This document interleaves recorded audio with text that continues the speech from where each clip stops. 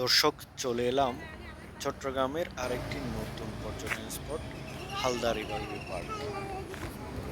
এই হালদা এদিকে এটা পুরাতন ব্রিজ ছিল, আগে এটা দিয়ে আমরা যেতাম।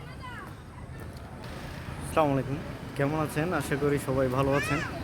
এক সময় এই যে দেখতেছেন এই ব্রিজটা ছিল চট্টগ্রাম শহর থেকে রাঙ্গামাটি যাওয়ার জন্য একমাত্র ভরসা, হালদা নদীর উপর।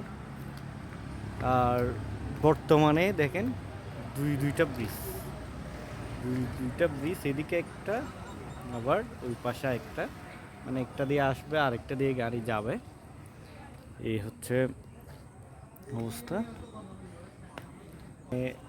বলতে এটা বিগত সরকারের আমলে হয়েছে দুইটা সড়ক। পুরানো স্মৃতিটা এখনও রেখে দিছে সেই পুরানো হালদা ব্রিজ।